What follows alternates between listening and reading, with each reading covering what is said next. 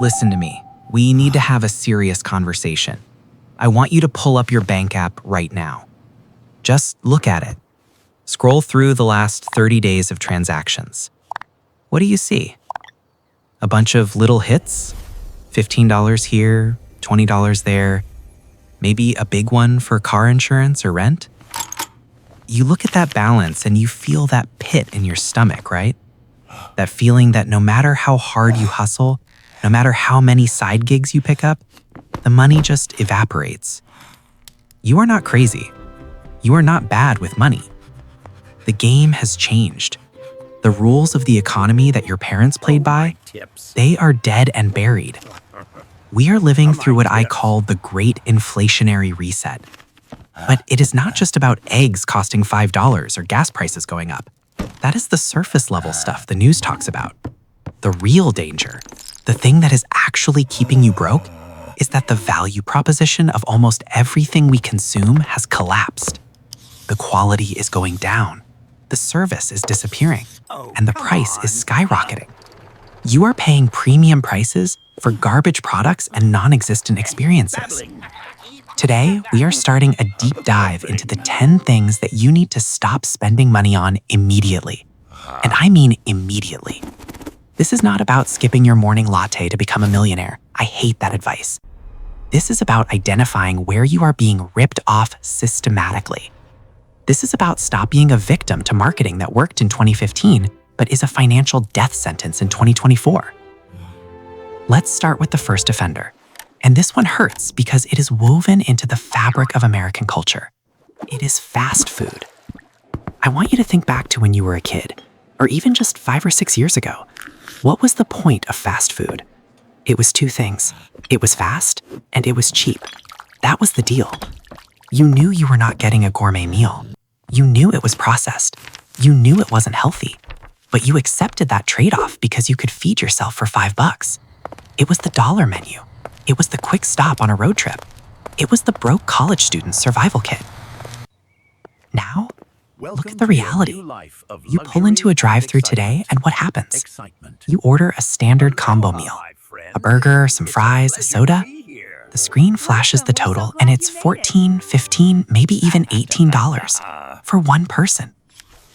Let that sink in. $18 for a burger that was frozen a month ago, assembled by a teenager who is underpaid and overworked, and served in a paper bag that's dissolving from the grease. This is what I mean when I say the value proposition is dead. Fast food is now priced like casual dining used to be.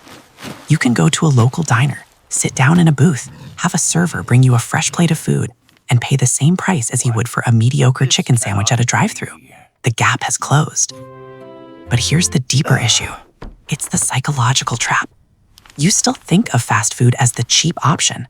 Your brain is wired to believe that cooking at home is expensive and McDonald's is cheap. That is a lie. That is a marketing lie that hasn't been true for years. If you break down the cost per ounce of protein, if you break down the cost of potatoes, you are paying a markup of 300, 400% for the privilege of convenience. But is it even convenient anymore? You sit in a drive-thru line that wraps around the building for 20 minutes because they're understaffed. You wait for a delivery driver who might eat half your fries on the way. The convenience is gone. The cheap price is gone. The only thing left is the habit. You are paying luxury prices for poverty food. Stop it. If you are going to spend $20 on dinner, go to a grocery store. You can buy a pound of steak, a potato, and a bag of salad for less than the cost of that combo meal. You have to break the programming that says the drive-thru is your friend. It is an enemy to your wealth.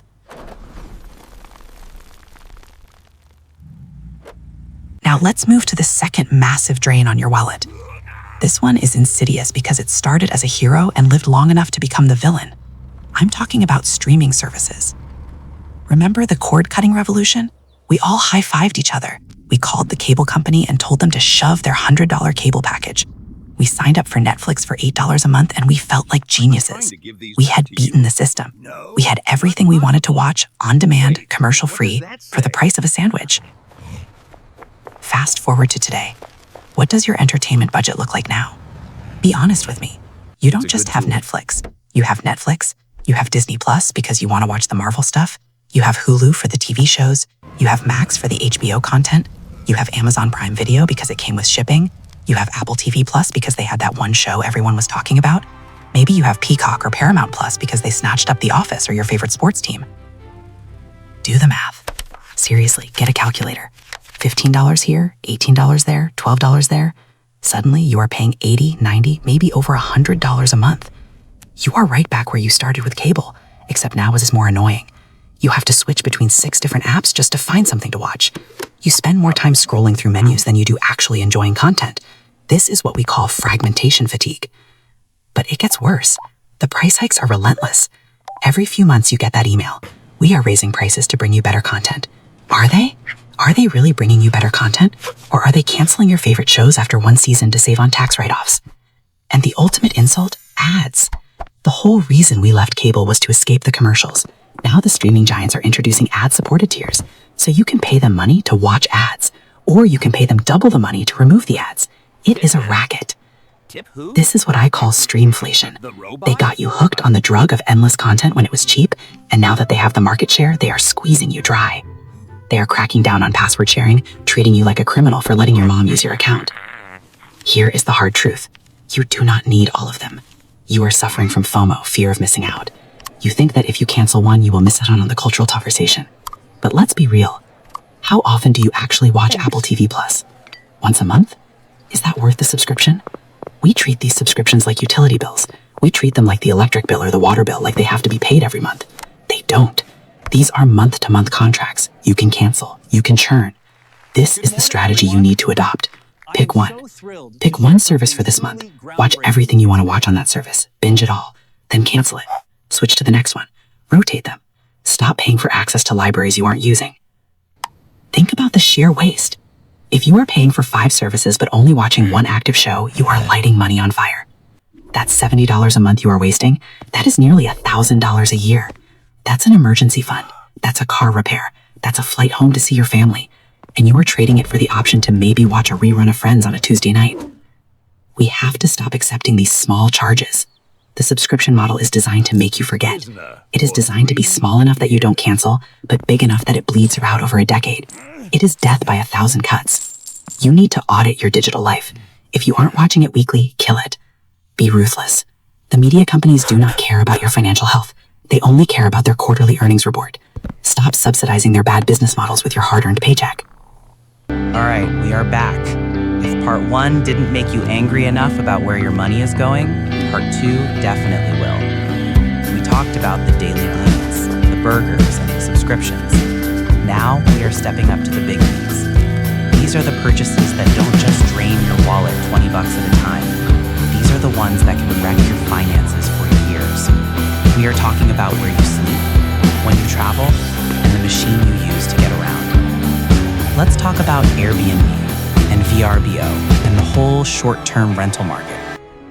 I want you to remember what the promise of Airbnb was 10 years ago. It was beautiful, wasn't it? It was the sharing economy. You were going to stay in someone's spare room or their cool little guest house. You were going to meet a local, get some insider tips on where to get the best coffee, and pay half the price of a sterile hotel chain. It felt authentic. It felt smart. It felt like a revolution. What is it now? It is a nightmare of hidden fees and unpaid labor. Let's walk through a typical booking scenario today.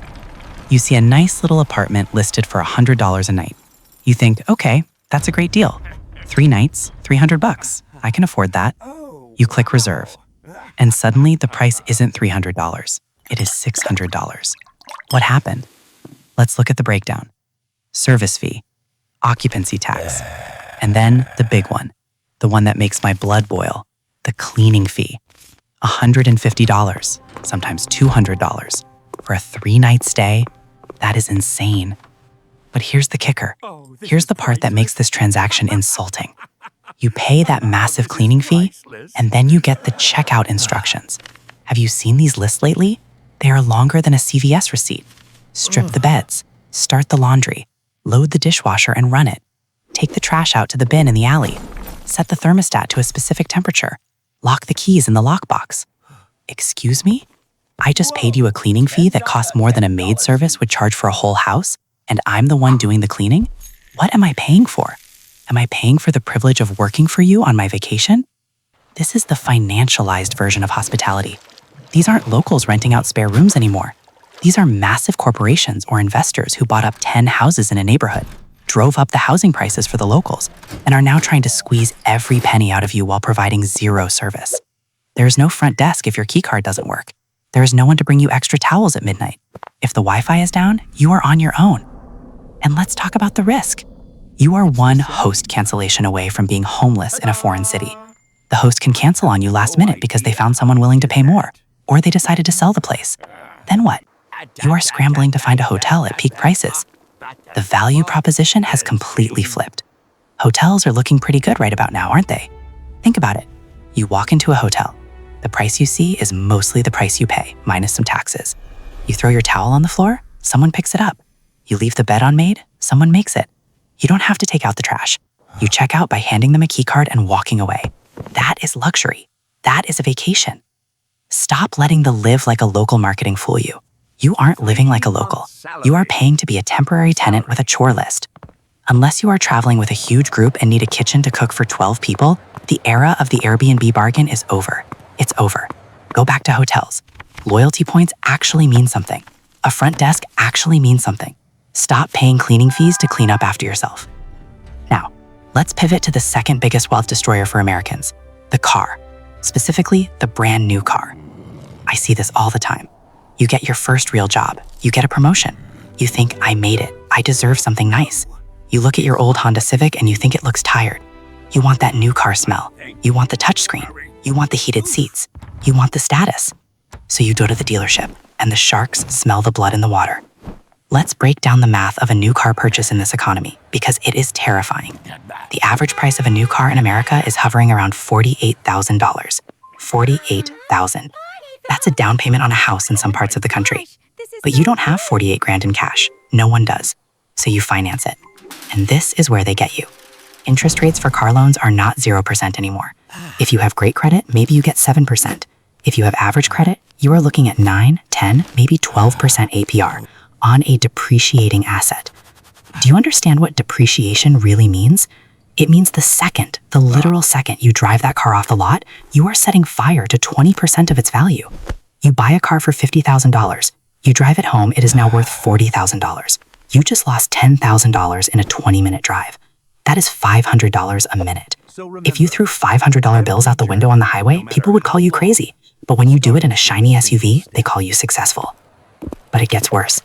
Because cars have gotten so expensive, people can't afford the monthly payments on a standard 3 or 5 year loan. So what did the banks do? Did they say, hey, maybe you shouldn't buy this car? No, they extended the loan terms. Now we are seeing 72-month loans, 84-month loans. That's 7 years. 7 years of paying $500, $600, $700 a month for a car that will be rusting and breaking down before you even make the final payment. This creates the underwater trap, negative equity. 2 years into the loan, you want to trade it in, but you owe $35,000 on the car and the car is only worth $25,000. You are 10 grand in the hole. You literally have to pay the bank $10,000 just to get rid of the car. Or what most people do, they roll that negative equity into the next loan. Now you are paying for the new car and the old car. It's a snowball of debt that keeps you poor forever. And for what? For the smell? For the ego boost? Nobody cares what you drive, I promise you. When you pull up in a BMW, nobody looks at you and thinks, wow, that guy is smart and wealthy. They think, wow, nice car, and then they go back to thinking about themselves. You are going into crippling debt to impress strangers at a stoplight who will never remember you. You need to shift your mindset.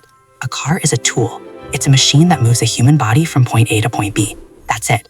It's not an identity, it's not an investment, it's a liability. It costs money to buy, money to fuel, money to insure, and money to fix. The smartest financial move you can make is to opt out of the new car game. Buy used. And I don't mean certified pre-owned from a dealer with a huge markup. I mean find a reliable, boring car that has already taken that big depreciation hit. Let some other sucker pay that first 20%. You buy the car when the curve flattens out. Drive a beater if you have to. There's a specific kind of dignity in driving a car that you own outright. When you drive a car with no payment, that is freedom. That $500 a month that isn't going to Ford or Toyota, that's money going into your retirement. That's money for a house. That's money for experiences that actually matter. Stop falling for the shiny object. The dashboard technology in that new car will be obsolete in 3 years anyway. Your phone does a better job of navigation than any built-in system. Don't mortgage your future for heated seats. It's not worth it. In the next part, we are going to talk about social pressure. We are going to talk about the guilt tax you pay every time you buy a coffee, and the tech upgrade cycle that is designed to make you feel inadequate. We are going deep into tipping culture and flagship phones. You are not going to want to miss this, because these are the things that manipulate your emotions to steal your money. We have talked about the food you eat, the subscriptions you forget about, the cars you drive, and the places you sleep. But now we need to talk about the money you spend, because you are afraid. Afraid of looking cheap, afraid of looking broke, afraid of being judged by a stranger or falling behind the tech curve. Part 3 is about social pressure. It is about how your emotions are being weaponized to extract thousands of dollars from you, specifically through the insanity of modern tipping culture and the myth of the flagship phone upgrade. Let's start with the most awkward interaction in modern American life. You know exactly what I am talking about. You walk into a coffee shop, you walk into a bakery, you walk into a convenience store to buy a bottle of water. You grab your item, you stand at the counter, the employee rings it up, and then they flip the iPad around. That moment, that split second of panic, the screen stares at you with 3 options: 20%, 25%, and 30%. And the employee is standing right there, watching you. You feel their eyes burning a hole in your forehead. You don't want to be the jerk. You don't want them to think you are stingy. So what do? You panic. You hit 20% on a $5 coffee that required 0 table service. You just paid a guilt tax. This is tipping fatigue, and it has gotten completely out of control. Listen to me closely. Tipping was originally designed for a specific social contract.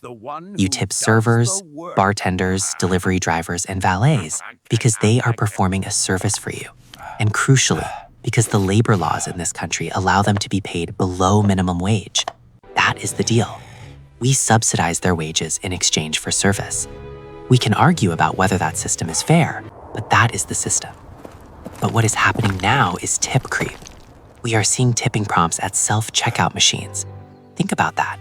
You scanned the item, you bagged the item, you did the work, and the machine has the audacity to ask you for a tip? Who are you tipping? The algorithm? The electricity? It is absurd. We are seeing tipping prompts for skilled trades. You call a plumber to fix your sink. He charges you $150 an hour. That is a professional rate. He owns the business. And then the digital invoice asks for a tip on top? No, absolutely not. This is not generosity. This is business owners shifting the burden of payroll onto the customer. They want to advertise a lower price on the menu or the shelf, but they want you to pay their employees' wages so they don't have to raise their rates. It is a psychological trick. They are banking on your social anxiety. They know that in that split second, you will choose to be nice rather than logical. You have to draw a line. You have to stop feeling guilty. If you are standing up to order, if you are picking up your own food, if you are scanning your own items, you do not need to tip. Do not let the preset percentages bully you. Have you noticed how the percentages have crept up? It used to be 10, 15, 20. Now the minimum option on the screen is often 20. They are normalizing 20% as the floor for mediocre interaction. If you tip $1 on a $4 coffee every single workday, that is $250 a year. That is a car payment. That is a flight. Stop setting your money on fire to avoid 3 seconds of awkwardness. Hit no tip or custom amount. Look them in the eye, smile, say thank you, and walk away. You are not a bad person. You are just refusing to be a subsidy for a corporation's payroll department. Now let's move from the software in the coffee shop to the hardware in your pocket, the smartphone, specifically the yearly flagship upgrade cycle. Every September, like clockwork, it happens. The big keynote presentation.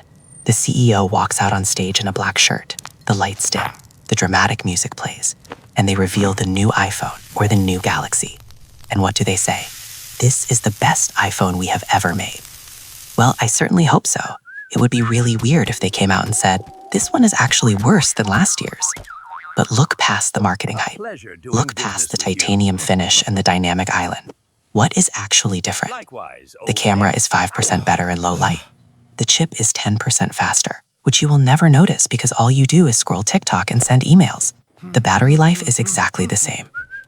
We have reached the point of diminishing returns in tech. In 2010, the difference between an iPhone 3 and an iPhone 4 was massive. It changed how you lived. In 2024, the difference between an iPhone 14 and an iPhone 16 is invisible to the naked eye. Yet they want you to pay $1,000 to $1,200 for it. And how do they get you to do it? They use the trade-in trap. The carriers are the worst at this. You see the ads. Get the new iPhone 16 Pro for free with trade-in. Nothing is free. Read the fine print. When you take that deal, you are not getting a free phone. You are signing a 36-month contract. They give you the phone, but they give you the credit for the phone in monthly installments over 3 years. If you want to leave that carrier after a year, you owe them the balance of the phone. You are handcuffed. You are locked in. You have lost your freedom to switch to a cheaper plan for 3 years, all for a phone that does exactly the same thing as the one you just traded in. And let's talk about the status symbol aspect. There is a weird pressure, especially among Gen Z, to have the latest model. You don't want to be the green bubble, or you don't want to have the phone with the old camera bump. It is vanity. It is pure vanity. Here is the strategy you need to adopt. Keep your phone until it dies. I mean until it literally stops turning on. The only thing that degrades on a phone is the battery. After 2 or 3 years, the battery life gets bad. Most people take this as a sign they need a new $1,000 phone. No, you need a $70 battery replacement. You can go to a repair shop, swap the battery, and boom, your phone is brand new again. Imagine if you bought a car, and when the tires wore out, you bought a whole new car. That is what you are doing with your phone. It is wasteful, it is financially stupid, and it is bad for the planet. Stop watching the keynotes. Stop reading the tech blogs that are paid to hype up these incremental updates. Ask yourself, does my current phone do everything I need it to do? If the answer is yes, put your credit card away. That $1,000 you save by skipping an upgrade cycle, put that in an index fund. In 10 years, that single decision could be worth $2,000 or $3,000. Or you can have a slightly better zoom lens to take pictures of your lunch that nobody cares about. The choice is yours. We are halfway through the series, and we have covered a lot of ground, but we are about to get into the really deceptive stuff. In the next part, we are going to talk about image. We are going to destroy the marketing lie behind the most expensive rock on earth, the diamond. And we are going to expose the hidden cost of looking trendy with fast fashion. These industries are built on your insecurities. It is time to tear them down. Stay with me. We have stripped away the daily habits, the big purchases, and the social pressure spending.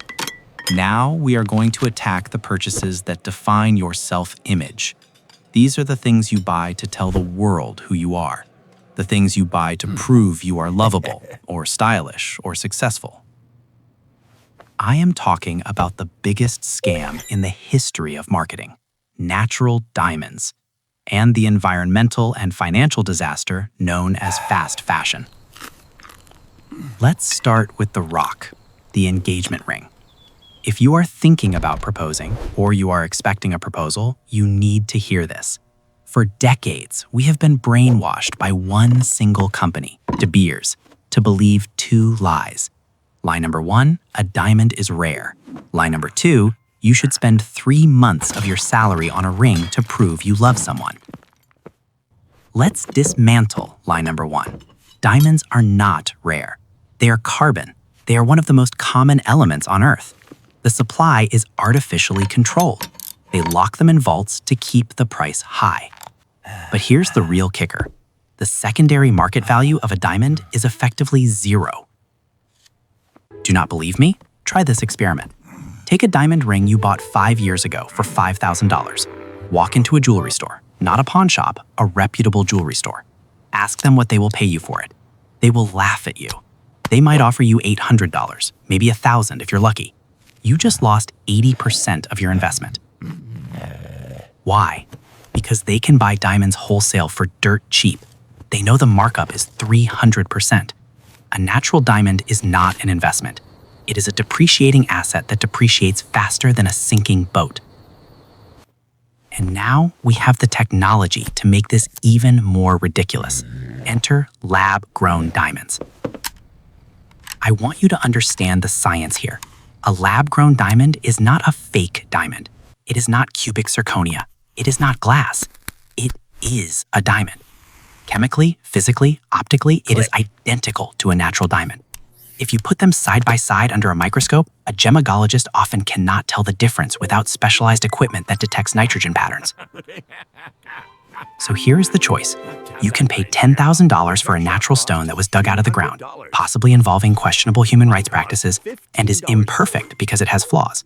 Or you can pay $1,000, 1/10 of the price, for a lab-grown stone that is chemically identical, brighter, cleaner, and ethically sourced. Why on earth would you choose the natural one? Because of tradition? That tradition was invented by an ad agency in the 1940s. Because it holds value? We just proved it doesn't. Gen Z is waking up to this. They are buying lab-grown stones and taking the $9,000 they saved and putting it into a down payment on a house. That's love. Love is financial security. Love is not starting your marriage with a mountain of debt for a shiny rock that no one can distinguish from the cheaper version. If your partner demands a natural diamond or else, you don't have a jewelry problem. You have a relationship values problem.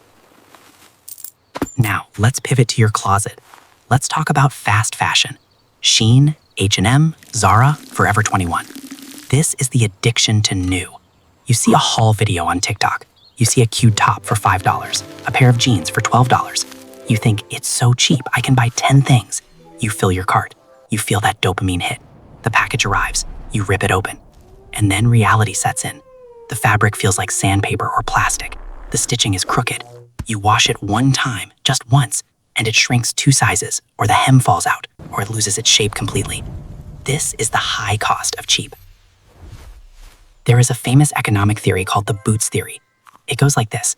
A rich man buys a pair of $50 boots that last 10 years. A poor man can only afford $10 boots, but they fall apart every year. Over 10 years, the poor man spends $100 on boots and still has wet feet, while the rich man spent $50 and has dry feet. Fast fashion keeps you poor. You are constantly replacing garbage clothes.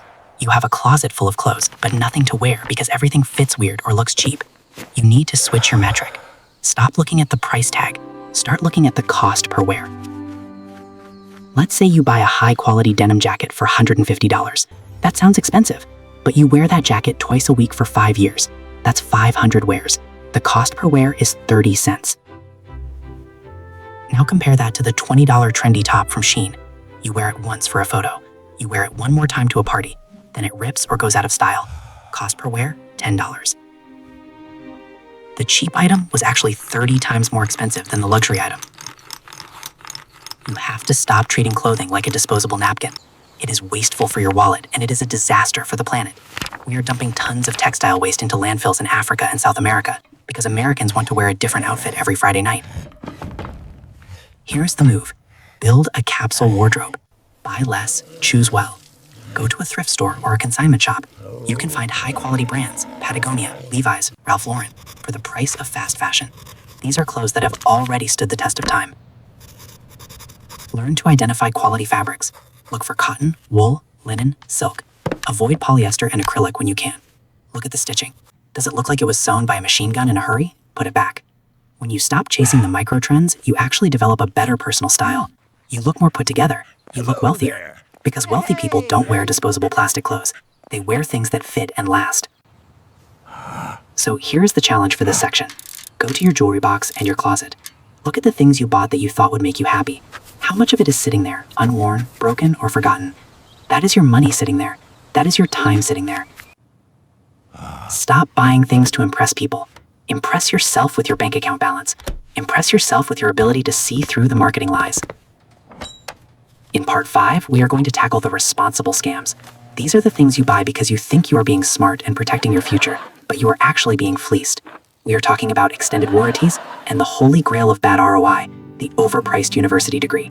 This is going to be a controversial one, so get ready. We are getting near the end, and this is where it gets heavy.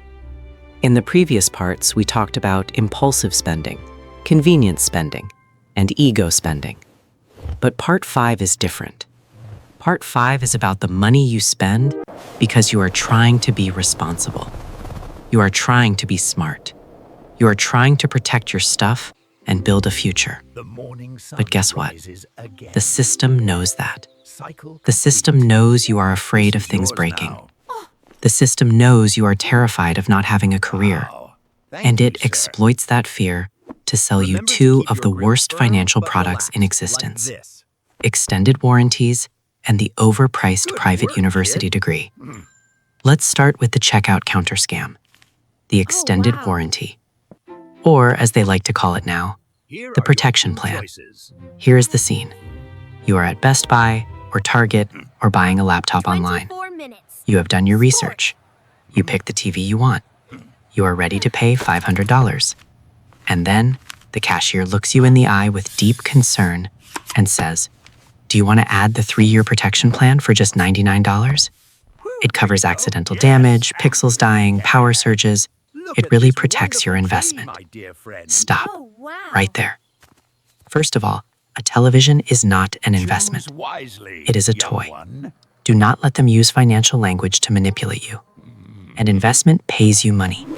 A TV costs you time. But let's look at the math. Why do you think every single retailer pushes these plans so hard? Is it because they love you? Is it because they want you to have a working TV? No. It is because the profit margin on electronics is razor thin. They make almost nothing on the TV itself. But the profit margin on that warranty, it is nearly 100%. That $99 is pure profit for them. They are betting against you. They have run the actuarial tables. They know that modern electronics follow what engineers call a bathtub curve. This means that if a device is going to fail, it usually fails in the first 30 days due to a manufacturing defect. Guess what? The standard manufacturer's warranty covers that for free. Or the device lasts for 7 or 8 years until it becomes obsolete. The time period that the extended warranty covers, years 2 and 3, is the time when the device is least likely to break. And let's say it does break. Have you ever tried to claim one of these warranties? It is not like you walk into the store and they hand you a new TV. No. You have to call a third-party insurance company. You sit on hold for 2 hours. They make you ship the item to a repair center at your own expense. They determine if the damage was accidental or wear and tear. They charge you a deductible. It is a nightmare designed to make you give up. Here is the smarter play. It's called self-insurance. Take that $99 you were going to give to the store, put it in a savings account. Call it your tech fund. Do this every time you buy a gadget. Over 10 years, you might have $2,000 in that account. If a pair of headphones breaks, buy a new one with the cash. You are keeping the profit, not the insurance company. Statistically, you will come out way ahead. Stop buying peace of mind from people who are selling you probability errors. Now, we need to talk about the elephant in the room, the sacred cow of the American dream, the college degree. I am going to say something that might upset some parents, but I have to say it. For a huge percentage of young Americans, a 4-year degree from a private university is no longer a path to success. It is a financial suicide pact. We grew up with a narrative. Go to college, get a degree, get a good job. That advice worked in 1980. It worked in 1990. But we are looking at a completely different landscape today. We have credential inflation. A bachelor's degree today is what a high school diploma was 40 years ago. It is the bare minimum entry requirement for jobs that pay $40,000 a year. But the cost? The cost has gone up by hundreds of percentages. You have 18-year-olds signing loan documents for $100,000, $200,000 to get a degree in general studies or communications from a private liberal arts college that nobody has ever heard of. Let's look at the ROI, return on investment. If you borrow $150,000 to become a social worker making $45,000 a year, you are mathematically bankrupt before you even start. The math does not work. You will be paying that debt off until you are 50. You will not be able to buy a house. You will not be able to start a family. You will be a debt slave to the federal government or a private lender. We have to stop romanticizing the college experience. We treat college like a 4-year summer camp with books. We pay for the dorms, the meal plans, the football games, the climbing walls, and the gym. That is luxury consumption, not education. Does this mean you shouldn't go to college? No. But it means you need to stop treating it like a mandatory step and start treating it like a business decision. If you're going to be a doctor, an engineer, a lawyer, a specialized scientist, fine. Go to school. The ROI is there. But for everyone else, we need to look at alternatives. Community college is the biggest cheat code in America. You can knock out your first 2 years of general education classes, the exact same Math 101 and English 101, for a fraction of the price. Then you transfer to a state school to finish the degree. Your diploma looks exactly the same at the end. Nobody cares where you did your freshman year. Nobody. And look at the trade schools. We have a massive shortage of skilled tradespeople in this country. Plumbers, electricians, welders, HVAC technicians. These people are making six figures. They have zero debt. They have job security that AI cannot touch. While the marketing major is struggling to find a job as a barista, the electrician is charging $150 an hour and turning away work. We have to break the stigma.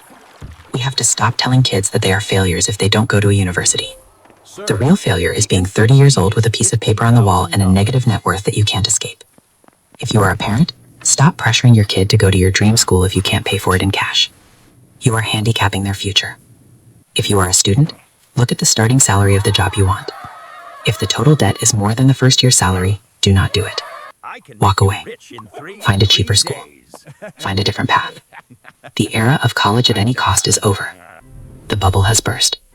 You need to be a mercenary about your education. Skills pay bills. Prestige is just an expensive hobby. So, we have covered the 10 things.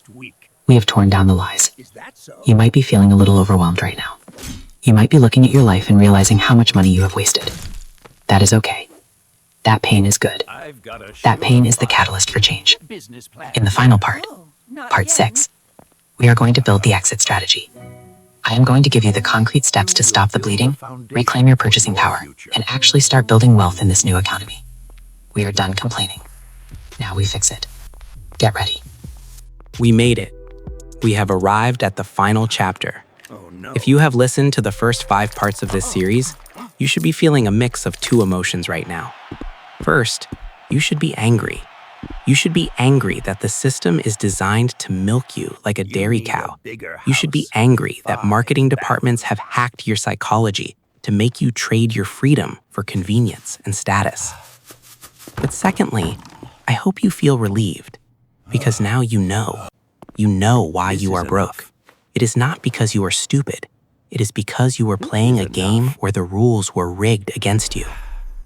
Now we stop complaining. Complaining keeps you poor. Action makes you rich. Part 6 is the exit strategy. We are going to build the roadmap to get you out of the hole and reclaim your purchasing power. We are going to turn off the bleeding and start building the muscle. Step 1 is what I call the Ruthless Audit. I want you to do something that is going to be physically painful. Tonight, not tomorrow, tonight. I want you to print out your bank statements from the last 3 months. Yes, on paper. Get a red pen. Go through every single line, every transaction, and I want you to circle every single thing that falls into the 10 categories we discussed. Circle the McDonald's run. Circle the Netflix subscription you haven't watched. Circle the Uber because you were too lazy to walk 10 minutes. Circle the payment for that phone you didn't need. Add it up. When you see that total number at the bottom of the page, it is going to shock you. It might be $400. It might be $800. For some of you, it might be over $1,000 a month. That number is your freedom. That number is the difference between living paycheck to paycheck and building wealth. You have to look that number in the face. Step 2 is the purge. You need to go cold turkey.